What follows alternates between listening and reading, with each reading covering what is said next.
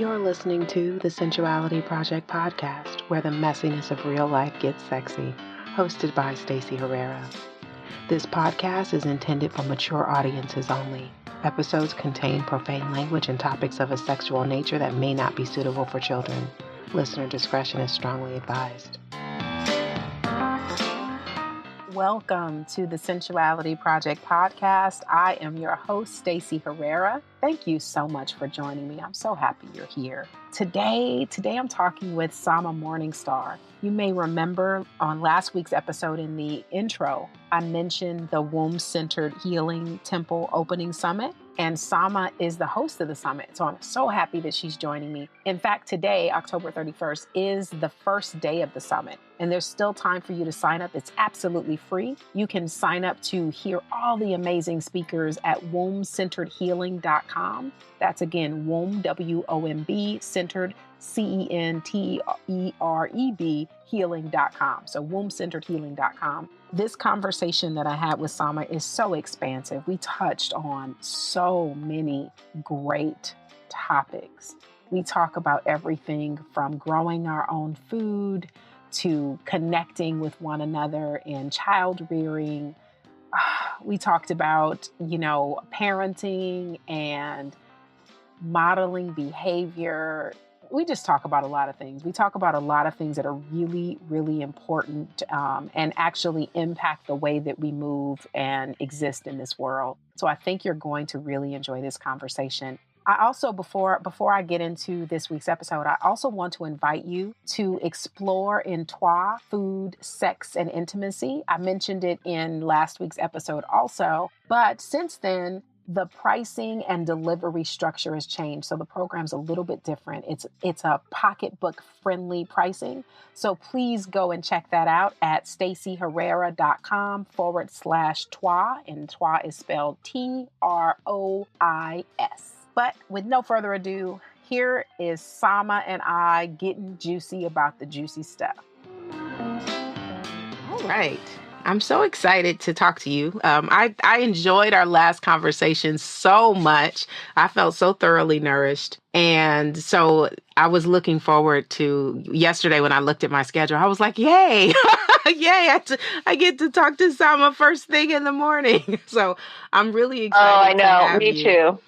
It's nice to be able to feel nourished in conversation with other women where we're not just having small talk, where we get to really talk about real stuff without inhibitions and without judgment. Mm-hmm. I'm with you. Yeah, indeed. It's not, it sounds so simple, right? It sounds so simple, but I have not found that to be very easy with most women in my lifetime. That it's like the barriers that, for whatever reason, I think some of those things are social. Some of the social conditioning that invites us unwittingly to compare ourselves to one another, and that gets in the way of being able to really, get intimate with each other a lot of the time. It's interesting that you mentioned that, because that has been a big thing for me as I get more and more involved with women's circles. Do you find that women struggle to open up? Do you think that that's one of the barriers that prevents them from really being able to lean in? Those barriers come up seemingly even stronger than in the social arenas that I have long abandoned, because those barriers seem to rule the show there.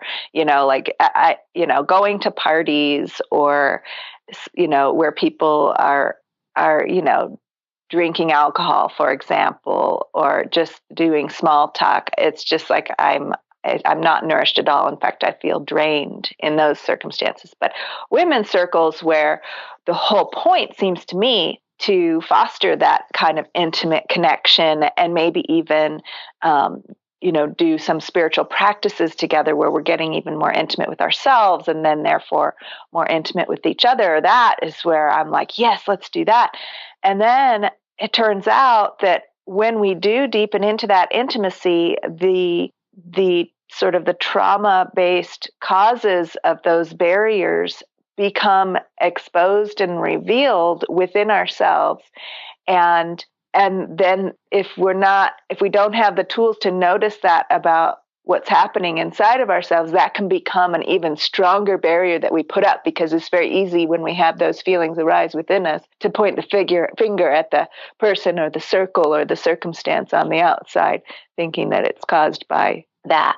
And then push everybody away because, oh my gosh, I went to this circle and suddenly I felt all these feelings, and it must be because that circle is horrible and I'm not going to go back, or I'm having a conversation with this person and all these feelings came up in this competition and whatever it is. And the truth is, we all have that conditioning from our early childhood, from even our ancestral lineage, even past lives. If you start to go in that soul influence direction, that we have, that we've carried all of this traumatic experience of the feminine for thousands and thousands of years, that's been severely conditioned to be in trauma and in fear.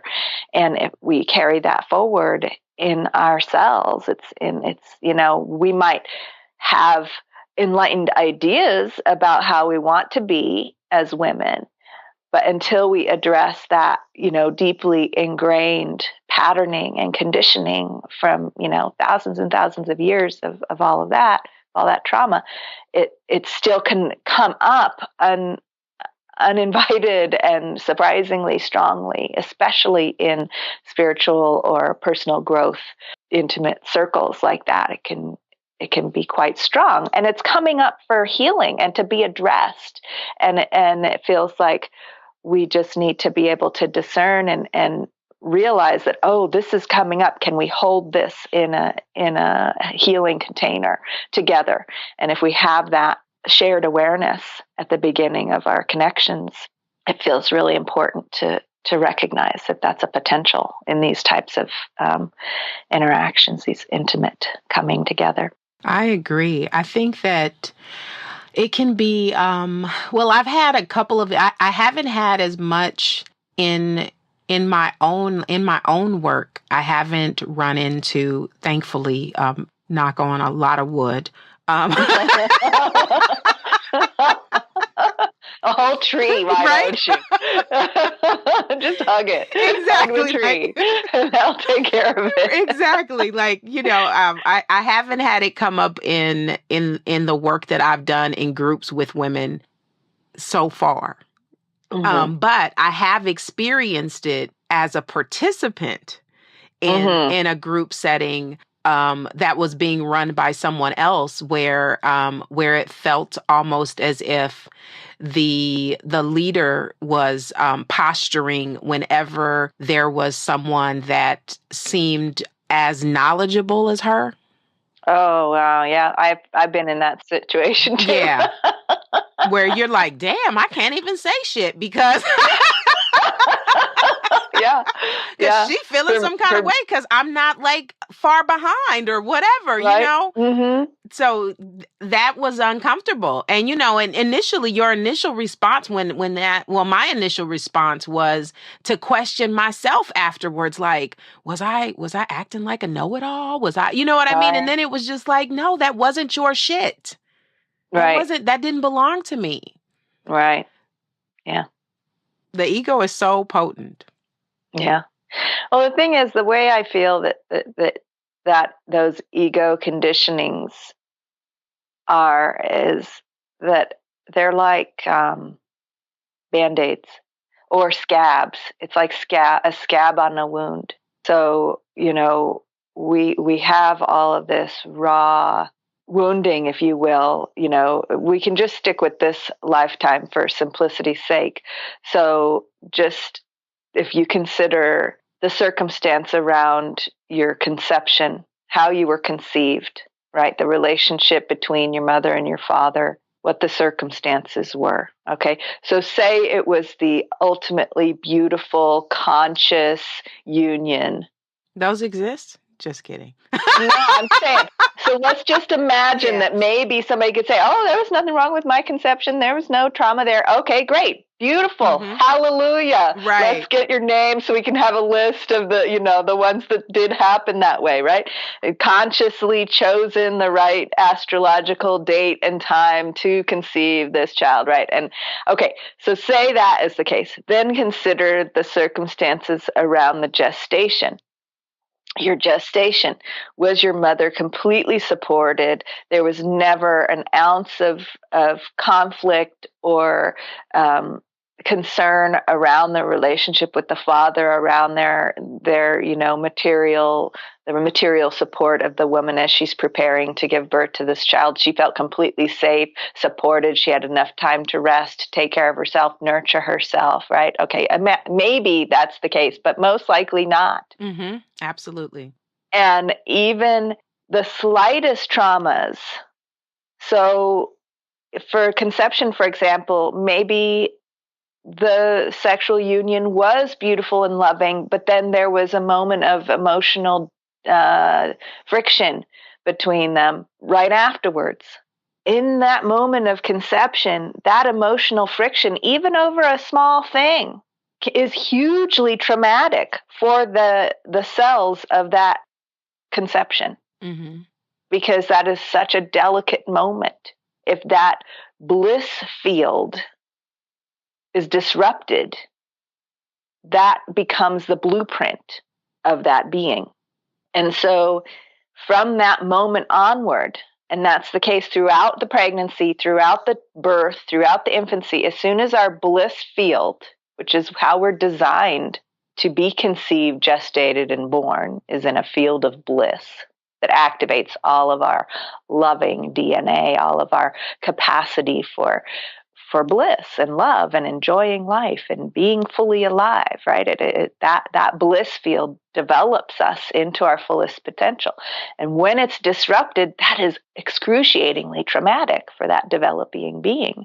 And that's the conception of all of our egoic coping mechanisms that we then develop to feel okay again. How do you explain, because the conception is not very different than any other type of creation. Yeah. And so when we look at the creation of a star, for example, it is created in chaos and it becomes something beautiful. So how does that play into the conception and creation of a human in something that may be traumatic that could later turn into something else? Oh, absolutely. And that's the thing, is that for some reason, we're not all just conceived and born in an undisturbed bliss field, right? For some reason, we've got this spinning chaos, just like, what you described with the star. And I'm not super knowledgeable about the anatomy of star formation, but, I can see how it might be very similar to the conception of a child in the human womb. And there's so many variables and there's so much, so many energies spinning around that for some reason it's not happening right now that we are all conceived and born in an undisturbed bliss field, So what beauty is coming out of that? What beauty is coming out of that? And it seems to be our practice to, accept that. Yes, we have this disturbance in the bliss field. We have these wounds. We have these hurts because it hurts. And then we put this egoic scab over it that protects us from further hurt. And that's our whole childhood, is developing this ego that's designed to protect our tender, vulnerable core that didn't have an undisturbed bliss field. Right. But and to keep it undisturbed, that bliss field is inside of us, surrounded by this shell of ego development, right? This scab of ego development that protects us. It's like our sentinel, our guardian. And so it has a really important purpose to protect that bliss field from the chaos of life and from all of these, disturbing experiences. And then we get to discover, wait a second, I'm not really fully who I, that bliss field, that soul connection, our purpose of our soul starts to call upon us and say, we're meant to express this bliss. We're meant to, overcome these, and it becomes bigger than what the ego can contain. And it starts to, shake at the foundation, shake at the structure of the ego from the inside. And and circumstances tend to continue to challenge the ego structure, and the ego structure tends to fail, especially around midlife, where the challenges of life, and you start to get tired of keeping that structure going, and then you start to have to shed that ego layer. So it's kind of like layers of the snake, too, of shedding the skin of the snake as we grow. Do you think that because I've seen this in the spiritual community, that sometimes the idea that we shouldn't lean into our darkness, or that we shouldn't, that our goal is to just be happy all the time, that in and of itself can cause trauma? Yeah. Because there's this idea that we're only ever supposed to be happy. We're only ever supposed to, experience bliss and joy. And then when something adverse happens, which is exactly how the universe is designed, adversity is merely, a propellant. But that's not how we perceive it. And so then, like, this chasing joy and bliss, and when that's not the experience we're having, we traumatize ourselves. More trauma. Trying to be, because I think that there's this idea that we're always resisting what our current experience is, and we're never fully present because we're always trying to have it be something other than what it is. Right. And that was my whole point with this whole dialogue, is that, we tend to put what's the opposite of a gold star sticker, right? The not gold star sticker. Yeah, whatever that is. on the ego, right? Yes. The black dot, or the whatever it is. We put this other sticker, the bad sticker, on the ego. But the ego is part of that whole process of having that adversity, be the fuel for our development in a certain way. And then the process of unveiling ourselves and shedding the scab, all of that is this beautiful process, and this process of growth. And it just seems to be what's so putting a bad sticker on the ego can be just as traumatizing. There's a lot of, just as the spiritual and personal growth approaches that say, let's just focus on the joy and the light and the bliss, and, don't feed the shadow with any attention, can be traumatizing, because lo and behold, the shadow is there and you can't get rid of it. And oh my gosh, there must be something wrong with me that I can't do what my teachers are telling me to do, right? That's traumatizing. Well, then there's the ones who just focus on dismantling and unveiling and attacking the shadow to get rid of it. And that approach is extremely traumatizing as well, because our ego is like a scab on a wound that needs to be there until that wound heals. And when you go in and try to tear it off too quickly, it re-wounds the wound. And so we're talking about sort of two extreme ends of a spectrum of how to approach these feelings that, I'm developing, something's not quite right, I need to grow into something bigger, or, right, how do we address that I'm not quite rightness? And ultimately, everything's right just as it is, but then it still doesn't quite feel right, So how do we address that? Yeah, it is. It's the constant state of growth, and I think that that's uncomfortable. It's so interesting. I was just having a conversation this morning with my nephew who is 13. He's turning 14 on Wednesday. And I asked him, are you excited about your birthday? And he said, not really. And I said, why? And he said, well, as I'm getting older, I'm changing so much and it's making me unhappy.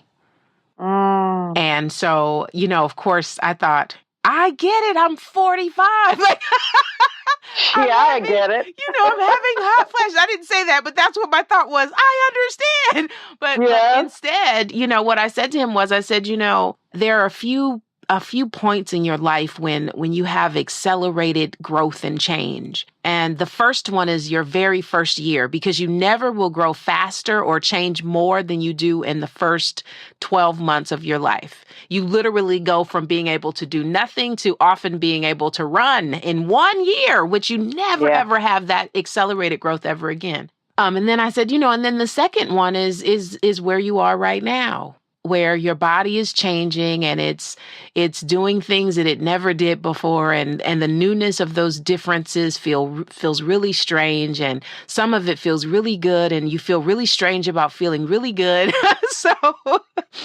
But I was like, it's not always going to feel uncomfortable. That a lot of these changes are going to feel really good. And pretty soon it's going to feel really normal. And you won't have to go through such an extreme biological change for quite some time. Look, after that. Thank goodness. But, thank goodness. And there'll be other changes. Right. But it's so good that he has you to talk to about that, and that's one of the things that I feel we need to grow back into as a culture, to have support around these rites of passage. Absolutely. To have some kind of ceremony, some kind of time for, people who've been through it to support people who are going through it. And so that includes, of course, childbirth for the mom, and then therefore the baby, and the birthing family too, the dad as well. This is a huge change for the adults, as well as in that first year for the baby, of course. But the adults caring for that baby, they're going through a huge change. And then the next one comes at puberty. It's a huge change, huge changes biologically, psychologically, on all levels, socially, everything. And what we have in place in our culture here in the U.S. and in many, sort of so-called modern cultures is very like, oh, just, get on with it. Don't let it, don't pay much attention to it at all. Try to get back to normal functioning as quickly as possible. Don't let it disturb your productivity in other areas that are deemed more important, But in my book, what's more important than bringing a new life into the world? What's more important than going from being a child to being a fertile adult? What is more important than that? Or going from maiden to crone, which is where I'm at currently. But that's an important. The transition is very important. And I also think, and tell me what you think about this. I also think that there is, because of the beautifully dynamic design of female identified bodies, we have more of a visual line from when the change is occurring, whereas men don't really have that as much. Aside from when they go through puberty, okay, their voice deepens and they start to get hair, in places. But, the woman has... and certain things grow in size. Don't forget to mention that. Absolutely. But I think it's not as distinctive as getting your period. It's true. You know what I mean? Right. So I think... have you ever read the book...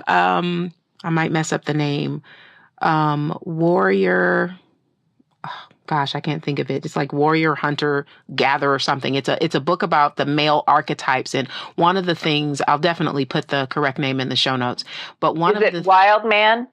No. Look, and I have Okay, the book. Of there's course, it's one not book right that I next to me. have read that's called that, but Yeah, and it speaks to one of the things I think it's dual authors, but one of the things they mention often is that men don't really have as much of the ritual of rite of passage, and that that culturally, in a lot of cultures, we're losing that for men, whereas women, again, because the period marks a visual invitation to the change. Usually there is, even if the only ritual or ceremony around the period is going to the drugstore and getting, tampons or pads for the first time, or having the conversation about like what you need to do and how often you need to change. But there really isn't a lot of that for men. And I think that it's a very important thing, and it needs to be. I think that other men need to be involved in the ritual of the growth process for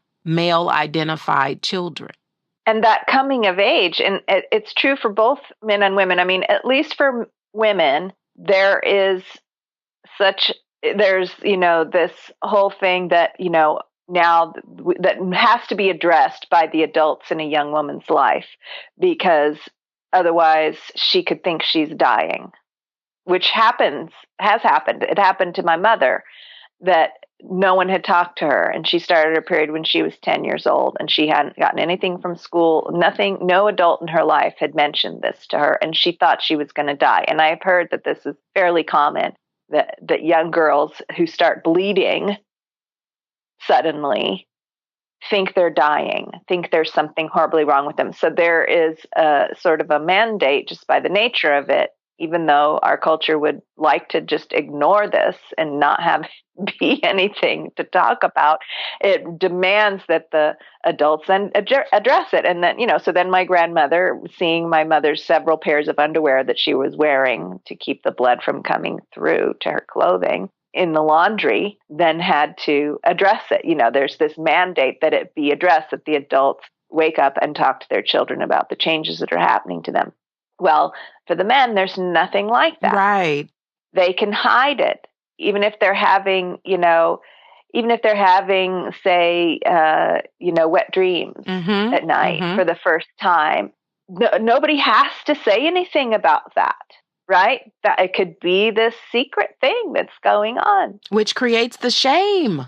Exactly. And so, the dads don't have to say anything. So what we end up with are the boys initiating each other. So we end up with a culture of men whose sexual maturity is based on what teenage boys figure out for themselves. Absolutely. Hallelujah, right? Isn't that satisfying for everyone in the whole world? Look at how that's showing up right now. Look at exactly what that looks like right now. Exactly. We don't have to say anything more about that. We've got a culture of immature teenage boys with their sexuality, and it takes quite a bit of effort, because that's a very fragile and vulnerable place to remain. Absolutely. And so there's a whole, because, women aren't satisfied with that. No. and men know that. Right. And men will live their entire life with the women in their lives being dissatisfied with them. And that's where that whole fragile male ego that's defending their, that it's okay for them to be this way. It's okay for them to remain in that teenage boyhood, right? That if you say anything about it, it turns into this like major disintegration and defense mechanism, right? Then that whole fragile ego of defending is in place. And what's needed is mature, men who have done the work of maturing themselves sexually, who've been initiated into adult masculine sexuality, which is very rare and few and far between, because many of the male leaders in this field are still are dealing with a lot of the wounding and I don't know quite how to say it, but the predatory nature is still, can look like on the surface, maybe it's a more mature masculinity, but it's still cloaked, that, though. yeah. And so, I'm sorry, what was that word that you said? It's cloaked. It's this Cloaked. Yes. because it's not real. And also, it also speaks to the level of discernment that women have to cultivate, because it's easy to be hoodwinked by a presenting masculine that is not real. And that's how, and that's where that power dynamic often comes in. Yeah. Yeah. And it's almost like, well, I don't want to say almost like that, what you just said, I have an archetypal word for that. It's called the trickster. And it's not so much in the sense of the Native American trickster ideas. There's sort of this different archetype of the trickster, which may have some overlaps to some of the Native American trickster ideas. But this one is more of the masculine sexual trickster, where there's all of this charm and charisma and that plays to a woman's inherent desires for a powerful man, right? A man, a fully mature, empowered man.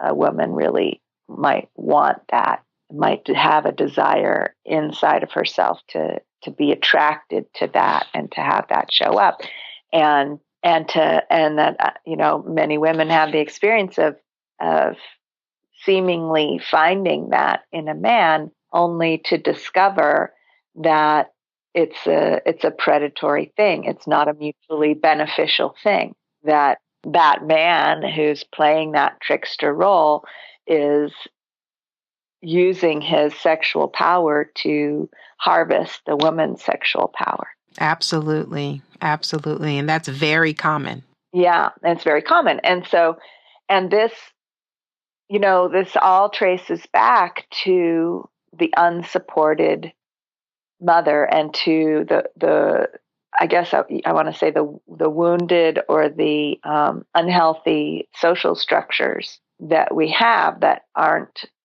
fully supporting our nature as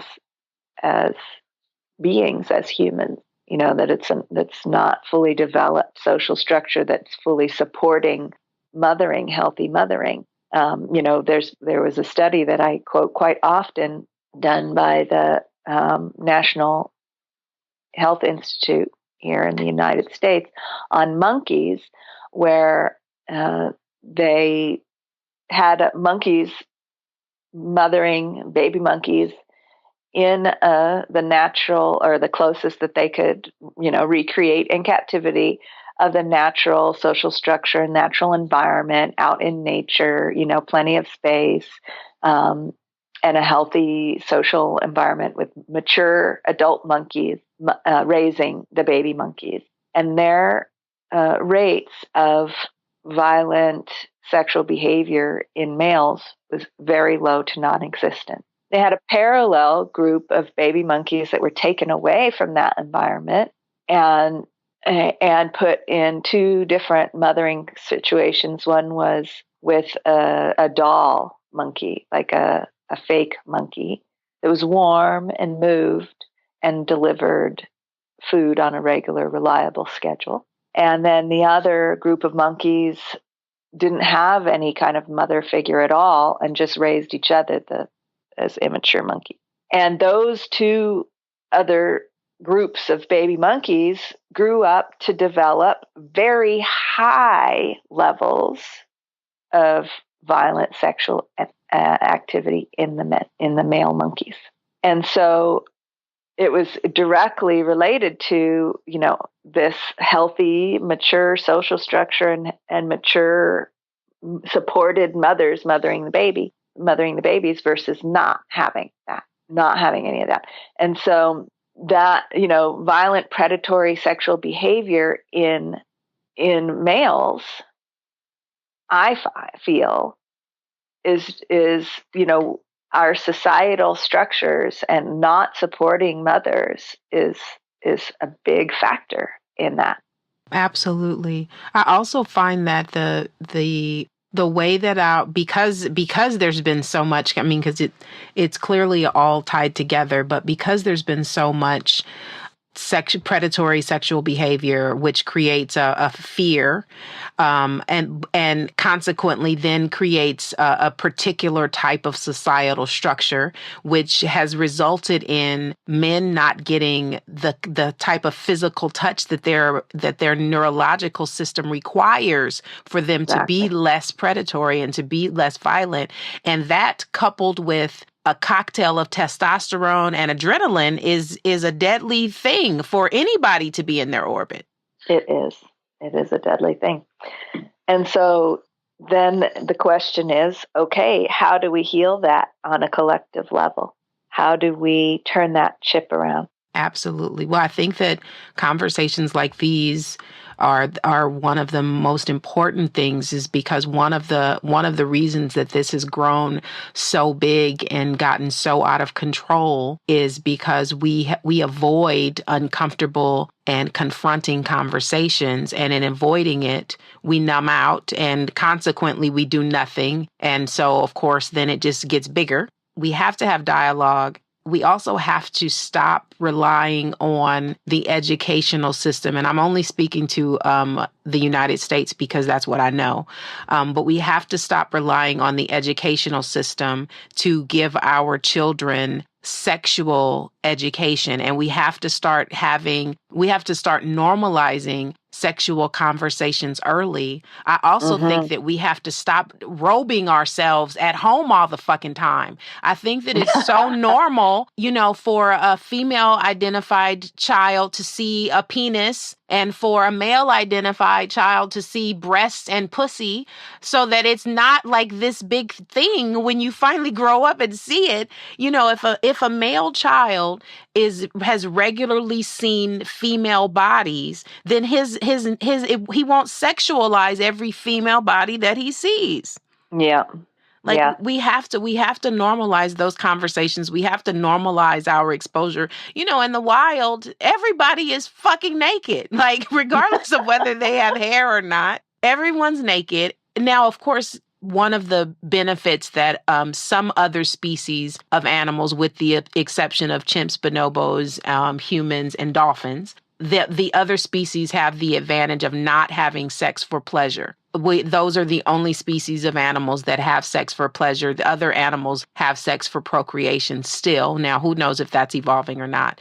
But again, in those nurturing environments, like chimps and bonobos, who function very much, like humans in a lot of ways, in the way that we copulate and that kind of thing. Like you said, in environments where they are able to raise and nurture and have communal based living situations, there's less sexual violence. Well, we definitely could use some more of that. And again, particularly here in America, where we have individuated ourselves into obscurity, no longer like the community-based living, because everyone, like now, if you are of a certain age and you've got multiple generations living in a household, people are like, it's too many people in the house.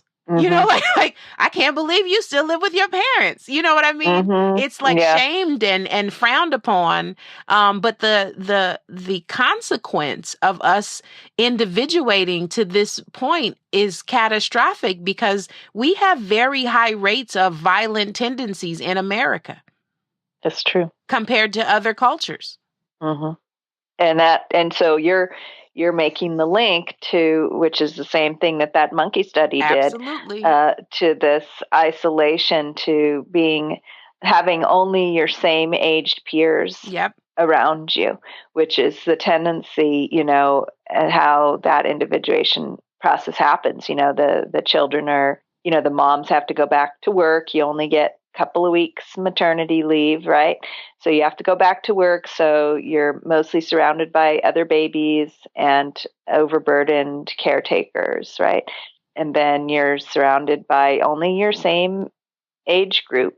And not only that, but your parents and the adults that are caring for you were raised in that same system and never really had healthy modeling, and we don't have a looking up to your elders and modeling your behavior in your life and trying to, that has been eroded by this whole thing, and some people still have it. Some people value the mentoring they receive from people older than them still. Yeah, they're the minority now, though. They're the minority.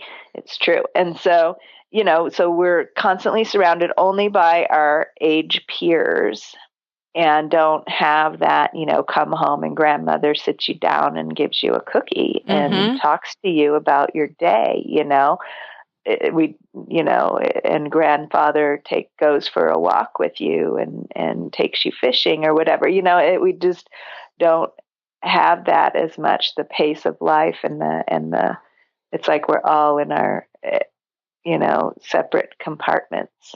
Absolutely. I can see it even, I have only one child, and I was home with her the first 2 years of her life. And I was fortunate enough that the first job that I got when I decided to go back to work, I only worked Monday, Wednesday, and Friday. So I still had Thursday, Tuesday, Thursday, Saturday, Sunday, which was lovely. And so that was a great transition. And then when she got to high school, now I should add that between there, once I was full-time, I was the parent that was not available to take her to school or pick her up. Her father did that, and even once her father and I got divorced, that remained our arrangement. I would drop her off to his house in the morning, and he would take her to school and pick her up, and then I would pick her up from his house on my way home from work. And he worked nights. He didn't like it. He worked nights for the duration of her primary school years, because we were trying to make sure that she wasn't latchkey. And I should also add that it wasn't that we were so woke. We weren't. I do not know how we came up with that. It wasn't a conscious choice. So it just happened, and I'm really grateful for it. But by the time when she got ready to go to high school, I was very aware that I needed to be able to be present and having my eyes open, because a lot of times we think that, and it's not that younger children, they absolutely need your time and attention, and you need to be paying attention when they are toddlers. That's a very important stage, but it's equally important for you to be paying attention when they're getting ready when they're in high school, when they're being exposed to different things and ideas. Like, you need to be really present for that. And so I took a ridiculous pay cut, like 50%, and it was financial suicide, to work closer to home and to work part-time when my daughter entered high school. And what that afforded me was I was able to get up and make hot breakfast for her every day. And she didn't always want it. Sometimes she didn't, but even sometimes her friends would say, "Can you bring me one of your mom's breakfast sandwiches to school?" There you go. Because I was able to do that. And I loved that I was able to do that. Now my daughter is 23, and she's, a grown up, and her friends still will come over. Like, they love for me to make tea. Like, can you make some tea for me? And those things are things that we can easily take for granted. But a lot of them ask for that because they don't get that kind of attention at their own homes. And part of it is because we've been conditioned to think that, work, and that the only providing that is important is financial. And that is not true. You're right. You got it. You got it right there. What a gift. Well, I want you to come make me a breakfast sandwich right now. That sounds so. When you said hot breakfast, I'm like, I'm moving in. Where do you live? Let me tell you, I share space with my sister and my daughter, and I still routinely, even now that my daughters are grown up, I still routinely make breakfast and lunch for my sister to take to work with her every day. So today we had tomato toast with sharp white cheddar cheese on top. It was so good. And I had sent a text to one of my friends. I was like, I'm enjoying the best cup of tea right now. Because it's not even that it's special. It's just like, black tea with cream and sugar. But it's being able to be so present for it. And for me, one of the ways that I demonstrate love to the people that I love best is to nourish their bodies with good food. But my grandmother is that way. And so I learned that from my grandmother, and I'm fortunate enough that my grandmother is still alive. And my favorite thing about her is that she was always, and she still is, always been interested in me. I remember her calling when I was, even in the single digits still, when I'm like 5 and, 4 and 5 years old. I remember her calling and asking me about my day, asking me about my friends, and talking to me about the teachers. And her memory is so great that sometimes she will still ask me about somebody that I knew in kindergarten. And I'll be like, Granny, I don't remember that, but she does. Like she'll be like, no, remember that little girl? And she used to have the long pigtails. Like she remembers the details. But the reason, though, was because she was present and because she was interested. And that has been such an important part of my life experience and such an important part of the woman that I am, and why I'm so curious about people and why I'm always asking questions is because my grandmother nourished me in that way, and it caused me to flourish. Yeah, I feel very fortunate to have a grandmother similar. I mean, she didn't call, but when we went to visit, which was fairly regularly, she was present like that, and the food thing was a big deal. And providing food, cooking homemade meals,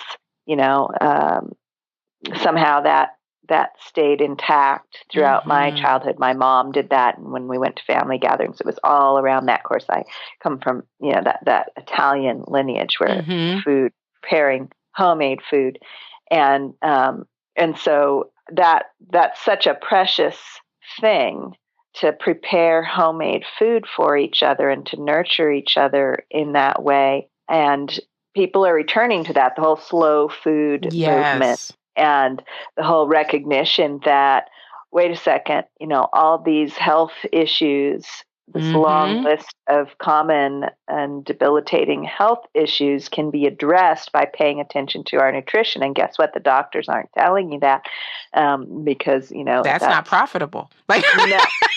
Teaching people how to feed themselves in a way, and then slowing it down even more and saying, you know what, you can grow your own food, and the connection that happens with the food when you start it as a seed and you put it in the ground and you nurture that food, and it's growing in the soil that is right near where you live, and maybe even you put your own menstrual blood in the soil, maybe you even water that plant with the water that you use. This is what I do, water that I use to wash my laundry and the water that I use to wash my dishes. So the plant is getting information, molecular information about my body. Absolutely. And what it needs. So then it's providing me the nutrients that I need. So we can have these kinds of mutually beneficial relationships with plants.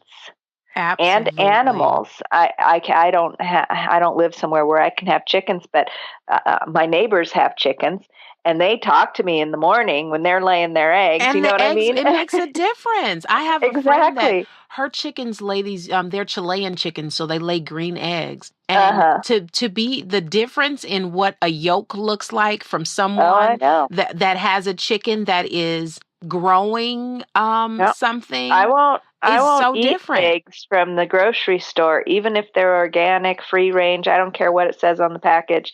They are not. I mean, and so I get eggs when I can.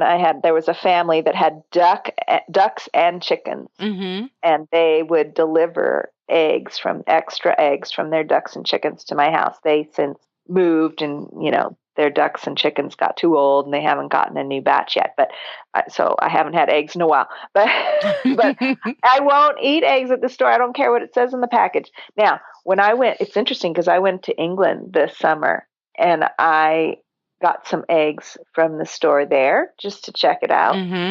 But they said it was a health food store, and it said, from this local farm, right? So I'm like, all right, I'm going to check out the eggs here. The shells of the chicken eggs there from that farm in England were thicker and harder to break than the shells of the homegrown family chickens and ducks. Well, maybe just the chickens. The duck eggs have thicker shells, but the chickens here, even the healthiest family raised chickens here, their shells and their yolks, are depleted. You can tell the shells are weak and the yolks are less colorful, like the color is less rich. So I think there's a lineage, a genetic lineage of, getting the baby chicks from, you probably get it from a commercial farm when you get your chickens. And they've been stolen from their mothers. Just look back to the same thing.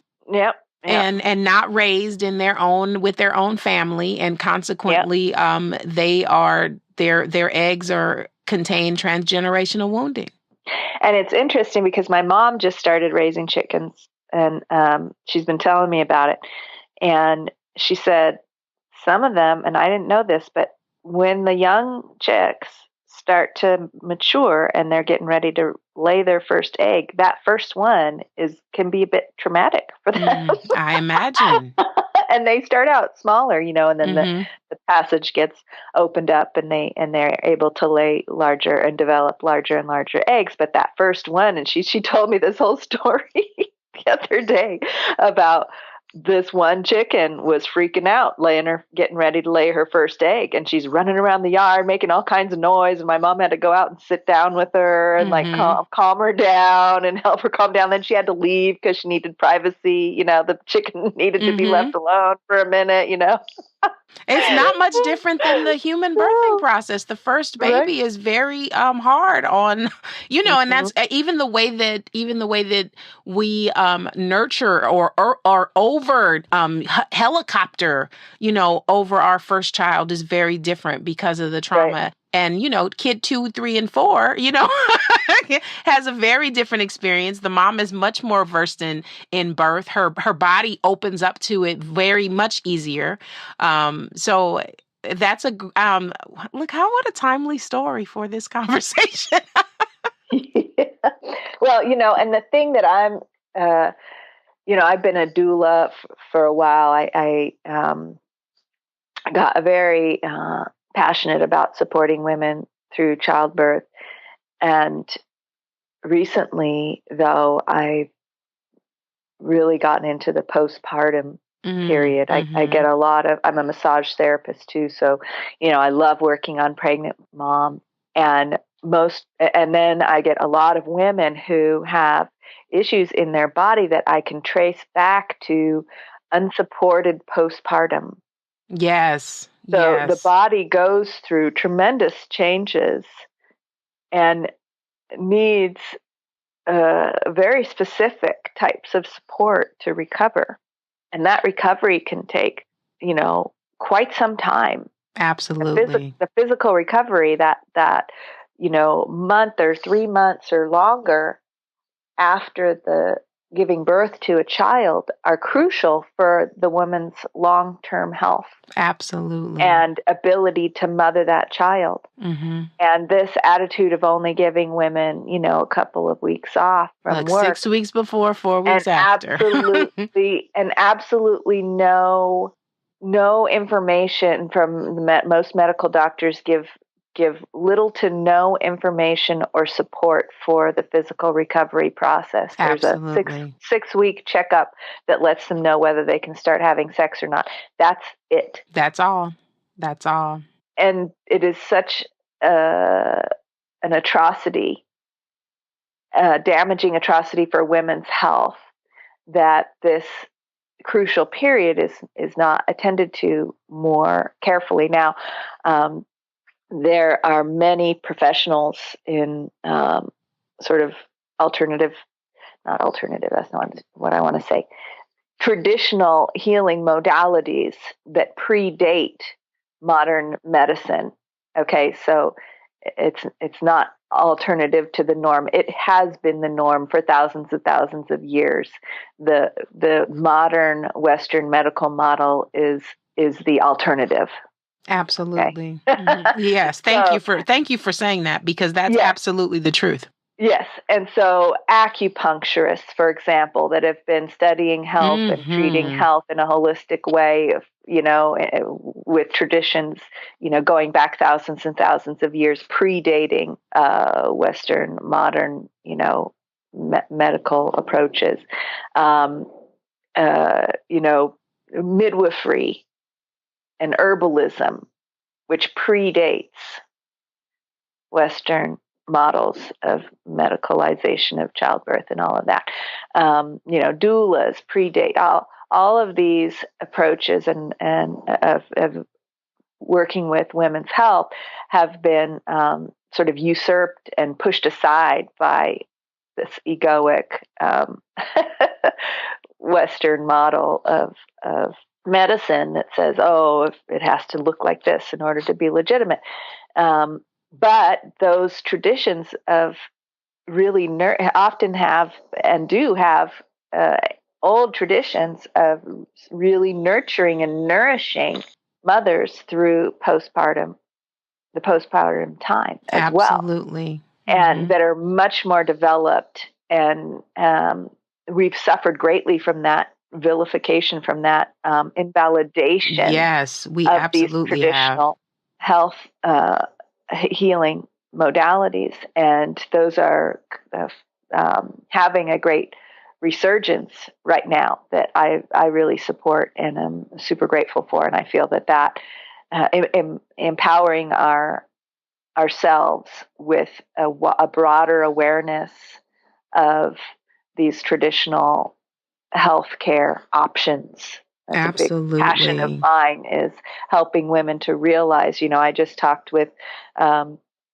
woman recently who was telling me that I was wanting a service from her, and she was telling me, oh, my timing is going to be challenged because I am going to go in for surgery. And I said, well, what kind of surgery are you having? Oh, I have endometriosis. And she was going in for a hysterectomy. And I said, you don't have to have a hysterectomy for endometriosis, right? There are other, what other options have you explored? And she said, oh, I've explored everything. And I said, oh, have you? Everything like what? And she proceeded to say everything that the medical doctors had to offer her. And I said, well, that's not everything, People are healing endometriosis with something as simple as herbal steaming, sitting over a pot of steaming herbs on a regular basis, and women are healing endometriosis. Oh, really? Absolutely. And telling her things like, did you know that the founder of modern gynecology is actually a serial killer who experimented on his slaves for years, killing hundreds and hundreds of slave women without using anesthesia, trying to figure out how to cut women open and operate on their wombs without killing them? Did you know that? And there's statues of this fellow all over the place. Her jaw drops. Of right? course. Of course. And yet women have been healing their wombs using pots of steaming herbs that they stand or sit over for thousands and thousands of years. There's pictures on midwifery books from the 1100s in Italy. There's pictures of, men holding women up on a platform over a pot of steaming herbs on the midwifery, on the cover, a drawing of this is an ancient artwork from the 1100s. And this, and it just blows my mind that midwives and herbalists have been vilified and labeled as quacks and like that. Even though the word quack, if you look at it etymologically, the origin of the word quack is a wise woman. Right? And now we think of it as something that's invalid or, doesn't have anything of value for us or is even dangerous. We think of it like that because of the way that but it's really but we don't call into question the gynecologist, Right. even though the original gynecologist was a serial killer. You know, and that's how that information was gained. And so she's putting all of the, many women put all of their faith in the medical gynecological approach, thinking that's the most valid, Right, because it has all of this research in it. Whereas most medical research about drugs and procedures were only done on men through the 1990s. 1990s. right. Yeah, I have a very conflicted relationship with Western medicine. And many people do, because there is this falsehood to it. And yet we've all sort of been indoctrinated to believe that it's the only thing you can really count on. Absolutely. And my body has always been very it has a very strong response to Western medicine. And one of my first experiences with recognizing, because I was, I didn't have I was a healthy child, so I didn't have anything going on. But when I got ready to give birth to my own child, my body had a very strong response to, medication. And every time I've had to have anything even a little bit evasive, my body responds very strongly. So I'm very much an advocate for holistic medicine. I definitely believe that that the earth provides what we need, and that we do not need to create synthetic things for our bodies. And I believe that food is a simple, probably the original alchemy, and and the original medicine. And and when it's prepared by someone who loves you. Yes, that is the medicine. That's right the medicine. there. I'm like, when you said hot breakfast earlier, I'm like, that's the medicine I need right now. I'm going to come over to Stacy's house and get hot breakfast. Like, that's medicine. That is medicine. That is, and it's so, like, people will pop a pill, even for something, menstrual cramps, it's like, let me make you some peppermint tea. Let me make it for you. Better yet, let's put the peppermint tea on the floor when you're not, before your next menstruation, and put a long skirt on you, and you stand over the pot and let it steam and loosen the contraction and the lack of circulation in your womb, and feel the soothing steam to loosen that up and cool down any inflammation with the peppermint and whatever other herbs we put in there, so that the next time you menstruate, your womb is doing its natural release of the endometrial layer, instead of holding on to it because you're supposed to keep it hidden and secret and not and not have anyone know that you're bleeding. Let's embrace it and incorporate that into our lives, reattune our lives to this natural rhythm of menstruation. You getting me going, Stacy? Look, I'm with you. I agree with you.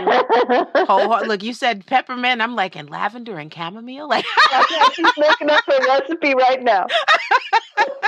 That's immediately where my head went. I'm like, lavender and chamomile to help you relax, and like, so yes, I'm so grateful. I'm so grateful that we have a platform to talk about these things. I'm so grateful that there is a resurgence of people that are committed to bringing real medicine back. And I'm really, and also that people are, and again, there are some parts of Western medicine that are useful. So, our message is not that you should abandon your doctor right now. Like, but at the same time, I'm also grateful that Western medicine is failing people because that's especially economically. Absolute. Oh my God, it's bankrupting people. Literally. it's forcing people to then take responsibility for their own health. Absolutely. And it's what easy. am I going to do? Yep. I can't afford it. I had that go on myself. I had some earwax stuck in my ear. It was messing up my ability to hear. I need to hear. I know that if I go to the local clinic, even with the health insurance that I have a, copay or something, I was going to be out several $100s. But I've been in there before when I had better insurance because I made less money. You have to be like in real poverty to have everything covered. Once you get out of real poverty, then it's really expensive, right? You still can't afford it. Anyway, so I know that I got this earwax removed before, and I know that they had a special little squirt bottle that put a nice little, small stream of water in there and got the earwax out. And I know that they put a little thing in a substance in there to soften it. So I started doing my own research and figuring it out. I ended up ordering for, $40 this very same squirt bottle on Amazon with the little substance included that they put in there to soften up the earwax, and doing it myself for $30 instead of being out several $100 going to the clinic. Absolutely. Absolutely. So people are taking responsibility, starting out of necessity, to do their own research and figure out, and that may be detrimental because you can get a lot of erroneous information and end up hurting yourself. So then people are but it turns out to be a lot cheaper to say go to a naturopathic doctor. Absolutely. Or an acupuncturist, a local acupuncturist that will often have, alternative possibilities for you and help you determine when you really do need to go to the medical doctor. Absolutely. A responsible acupuncturist will help you determine and have someone to refer you to that you can trust and help you upgrade your medical resources from what might just be naturally offered,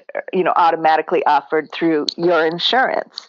They might not have the best options for you given to you through your insurance. You may not be satisfied with. I mean, if your doctor doesn't listen to you and have an intelligent, informative conversation with you about what's going on and just expects you to do exactly what they say, that's not the right doctor for you. Absolutely. And if the doctor doesn't ask you about your emotions, if the doctor doesn't ask you how you're feeling, exactly. They are not for you. If they're treating symptoms and never really asking you about root causes, they're not the doctor for you. If they're not asking about your home environment, about your relationships, and not connecting the dots between your emotional health and your mental health, and your physical health, they're not a holistic doctor, like literally. No, that's right. They're not treating you like a whole person. They're not treating you like a human being. They've got you cut up in little pieces, and they're going to keep doing that. And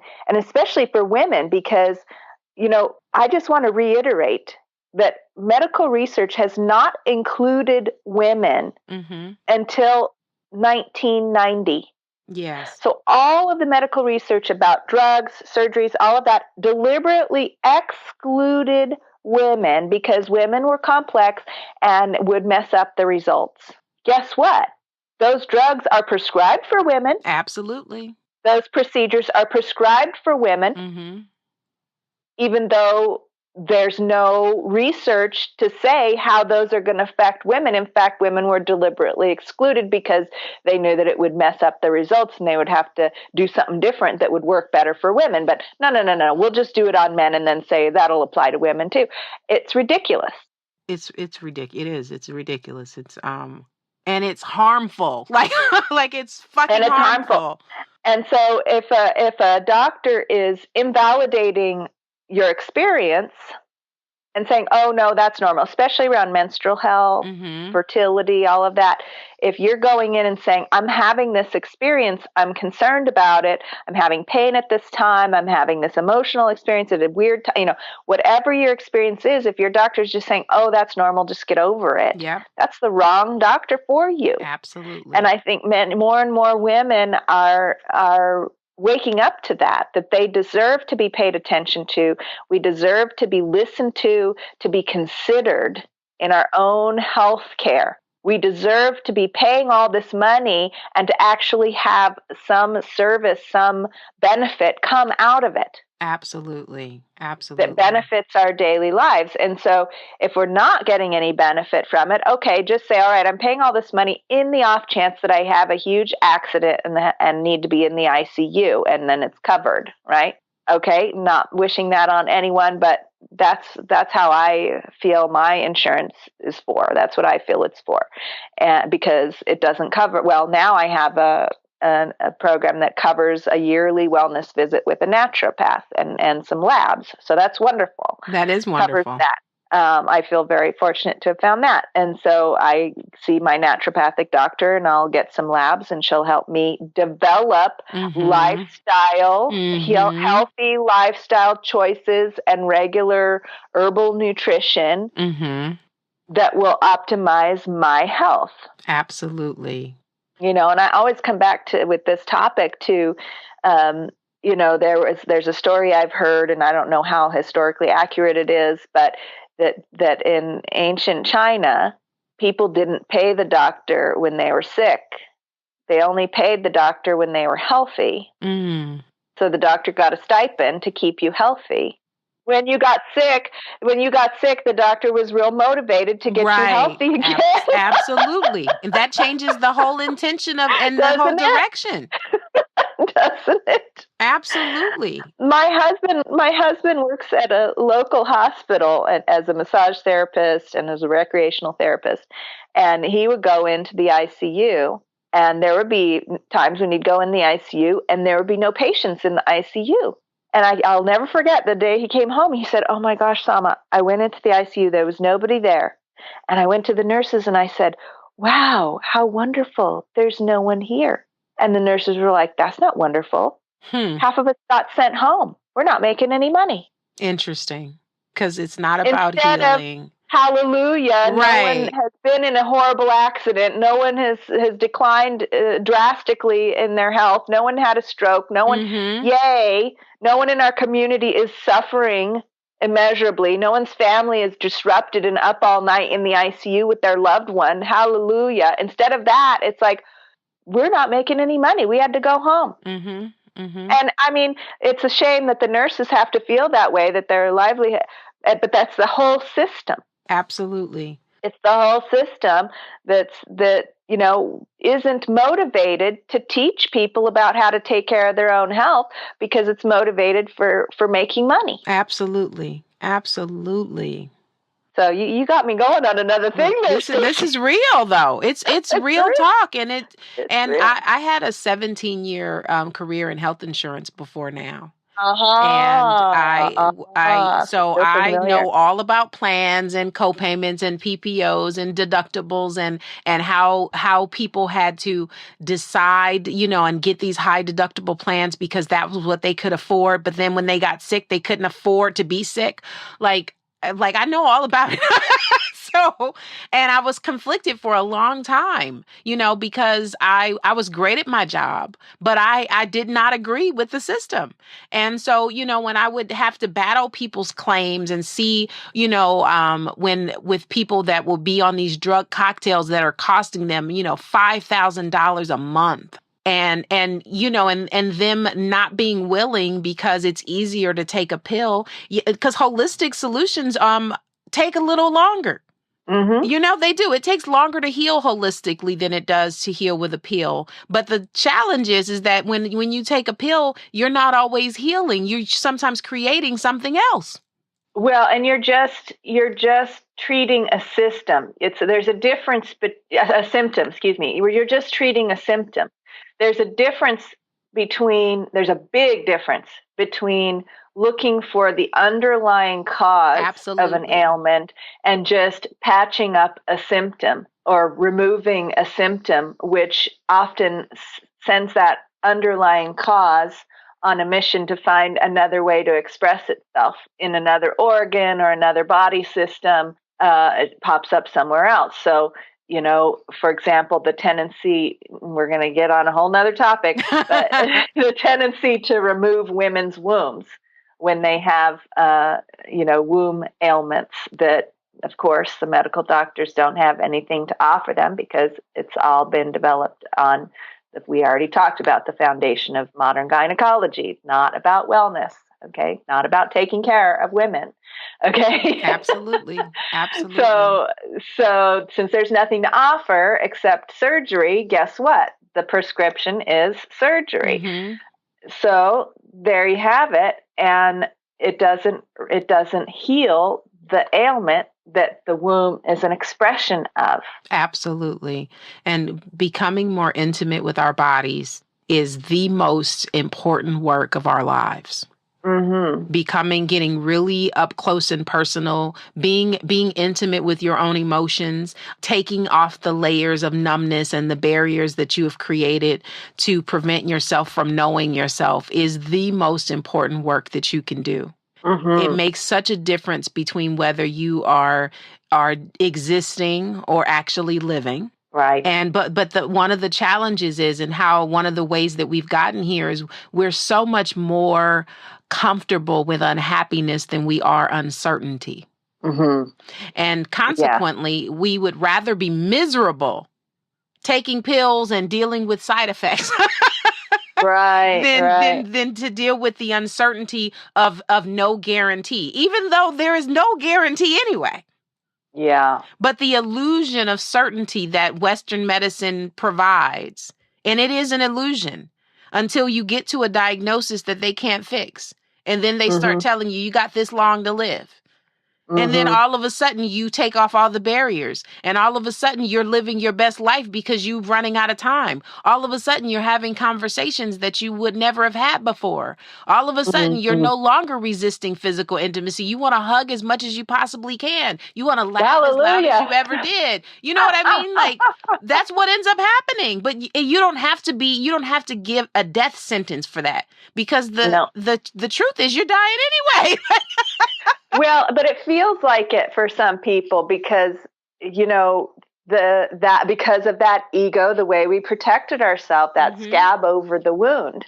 Mm-hmm. As the wound heals underneath, as we're nourishing ourselves from within, as we're getting to know ourselves, as we start to make those changes you talked about, and we're no longer starving for that attention, we're no longer wounded in that way, that ego that has been so adamant about taking care of us can feel quite threatened when we suddenly don't need it anymore, and it can feel like a death sentence. And so that's what a lot of people run into, that stops them from moving forward in that real healing process. Absolutely.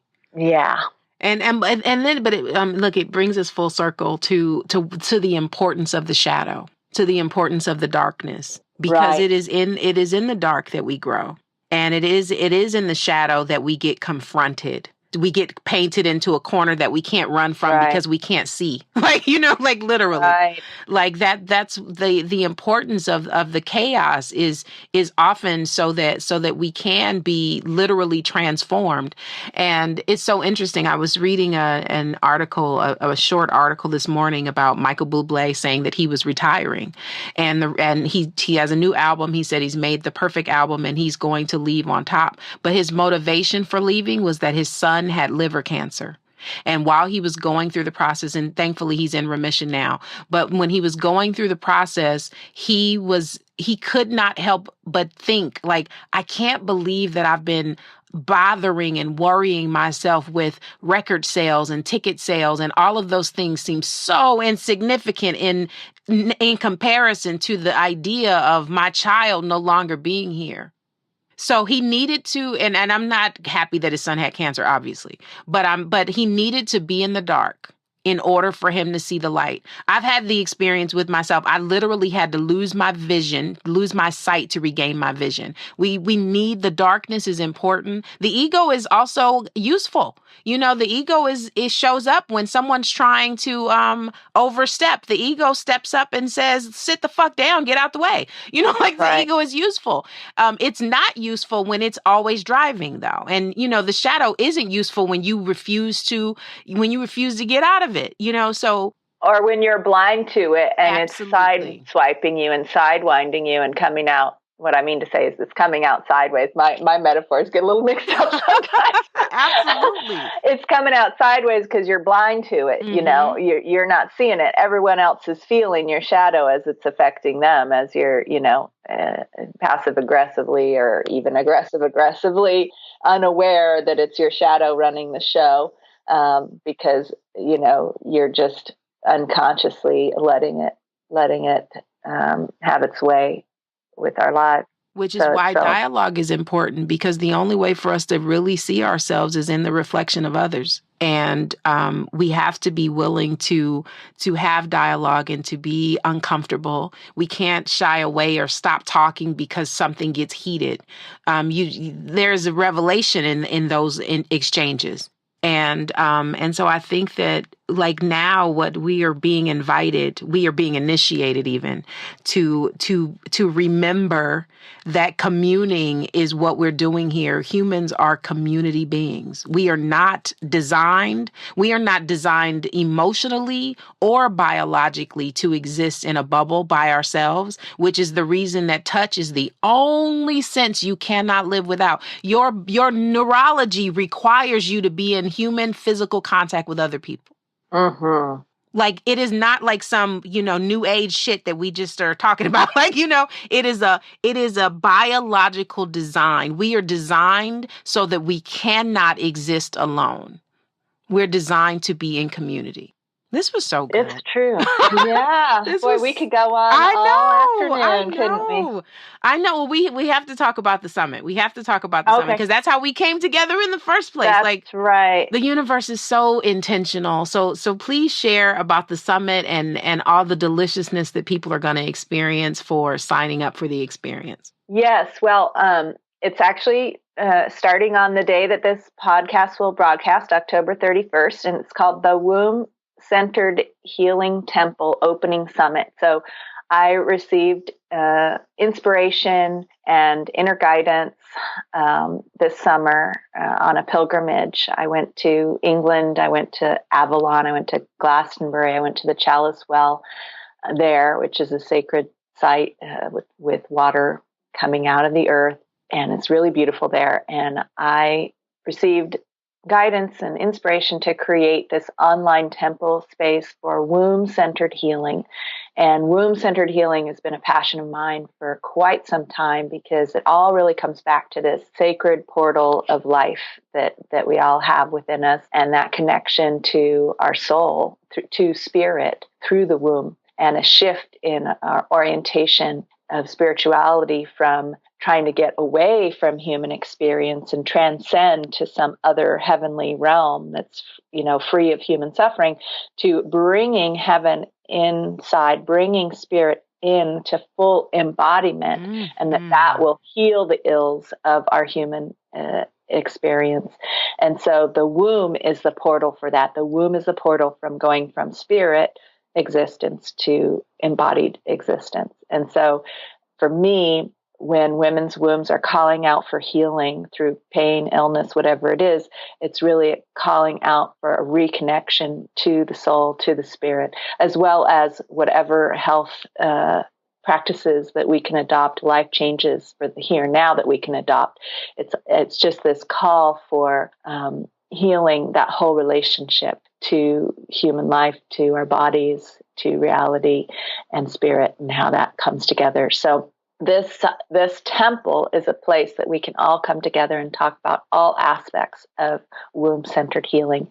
And this opening summit is a gathering of wonderful practitioners who I'm having introductory interviews with, just learning about each person's personal journey with womb-centered healing. And it's fascinating, and it's nourishing, and it's inspiring. And I just want to invite everyone warmly to join us in this womb-centered healing temple for the opening summit, and get to know us and get to know what people are doing to focus on womb-centered healing.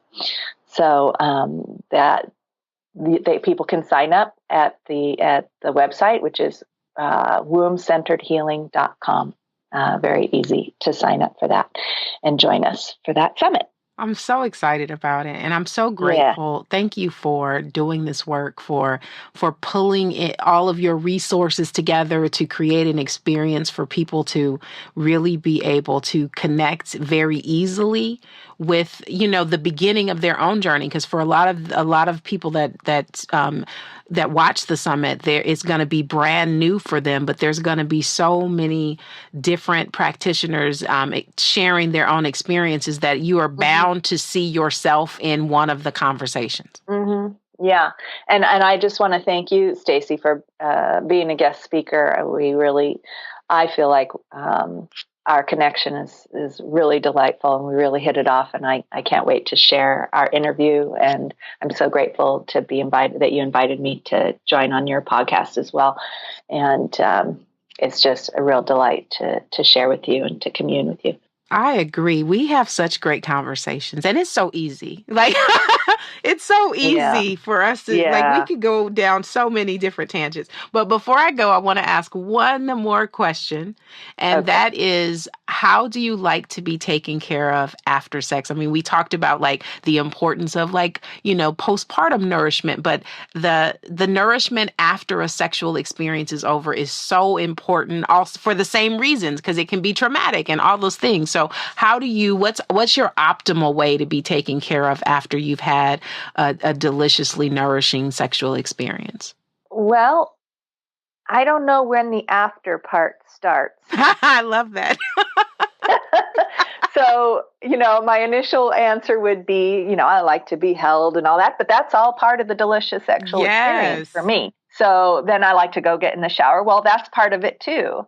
Then I like to bring that deliciousness into whatever activities in the rest of the day are happening. Well, that's all part of it too. So I'm not sure when the after part That's a great starts. answer. Like, but it also speaks to it speaks to the fact that sexual energy is always present. Yes. And also to the fact that like sex is happening outside of the bedroom and sometimes outside of the actual bodies touching. And if you can be in the space of vibrating at the frequency of your sexual energy, and also being connected to the energy of your beloved or beloveds if you're poly, it can be delicious all the time. I can't tell you how many times, just a simple touch, it just feels so delicious. Just a touch somewhere. My husband's hands, just the warmth of it, and the loving energy. Just that warmth of his fingertips on my skin. It doesn't. It's indescribable, the degree of pleasure. And it's not even, typically sexually arousing necessarily. Absolutely. Right? It's not necessarily preparing me for intercourse in any way. It's just so nourishing. Yes, but it creates this energy of safety and security that allows you to open yourself without hesitation when it is time to be, that's good. That was good. That was good. The Sensuality Project is produced, edited, and hosted by me. Music by bensound.com. The Sensuality Project podcast is a production of stacyherrera.com.